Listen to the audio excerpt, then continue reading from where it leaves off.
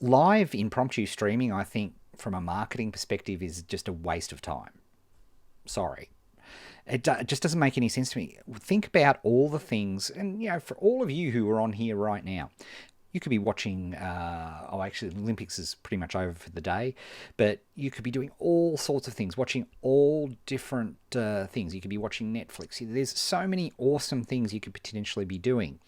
To interrupt somebody's Facebook with a Facebook Live session is, I don't get it. I don't understand its marketing worth. I do understand it from the perspective of, if there's something happening which is unique in real time, it makes a lot of sense to do that. Most niche publishers, most of the time, are not in that category. We do, but Ed, hang on, you hypocrite, you're doing this live right now. But we emailed you guys, we do full social media campaigns to let you know this is on now. So and we do this every week, unless I'm traveling, we do this same bat time, same bait channel. Right, so people start to know that there's a regularity to it. I wonder about impromptu live stuff. I don't see the merit in it most of the time. I think you can do live. I think the ability to do live is brilliant. I mean, the fact that we're doing this now is extraordinary when you think about it. I mean, it just wasn't possible even a few years ago, or hideously expensive. Hideously expensive. But I think you have to let people know. I think you have to provide plenty of options for them to watch it in their time, in their place, in their space. The days of expecting people to come to a particular thing at a particular time are over. We are living in a streaming society. The Olympics, we talked about the Olympics earlier on, they're, the way that they're doing streaming, and they're trying to, the old media companies are desperately trying to control when broadcasts happen. And I know for my American mates, it's particularly galling because they, if you're watching NBC, you're seeing everything well after it happened. And in a day of Twitter and Facebook and all these sorts of things, it makes no sense. So I love the idea of the camera, but what I would argue to you from looking at it from a marketing perspective is, have your live broadcasts as part of an overall content strategy plan. So, for example, I do this broadcast and I do it live, and I get the ability to respond to people's questions live, and hopefully adds value for people who want to come to this thing live. We do it as a podcast because for a lot of people, that is the most convenient way to consume this information.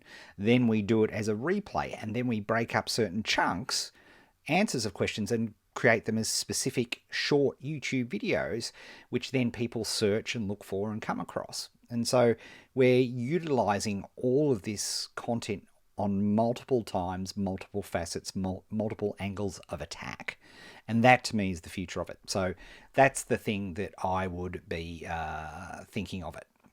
And Vicky says here, and this is a great usage of live, is she'll be using it in a closed Facebook group. And I must admit, I do live Facebook broadcasting, and I do it almost exclusively in the closed groups of, Digital Success Elite and people who have bought Kanban for Entrepreneurs, because it's a great way, if I think of something, I get it down. I don't expect anybody to be watching me live. I really don't.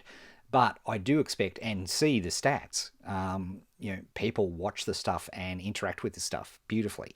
So don't be thinking that people are going to drop everything to watch you live, but it can be an awesome way to just capture a thought, capture something that's useful. Final piece of advice with Facebook Live video is, even if you're going live, have a plan. Why are you going live right now? What are you trying to get across? I'm seeing way too much stuff, and this is contributing to the death of people watching live broadcasts. There's so much ramble. There's so much doing things without any sort of focus or targeting. The reason I do this is, typically there are two types of show that I do it here in the live format. One is I'll have a topic, a specific topic that I want to present before I get into questions. And then shows like today, the Ask Me Anything shows, are where I've got questions as topics, so they keep me on track, and I'm trying to answer those questions as best I can and give as much value as I can while I'm on the broadcast. And so when you're doing live, if you're going live, and for my closed Facebook groups, typically I'm showing them something in real time. It's a great opportunity, like when I'm working on my Kanban board, that way. Behind me, often I'll do a little live broadcast showing my thinking as I'm going through doing my own thing, because that's a great opportunity. Now, I don't expect people to be looking at that live, but it's content that they can consume and use later, and the quality is getting good enough that I can also drop in those live things here. And I've done this before, not doing it today, but I've done it before, where I can show it on this show as well. So that is something cool.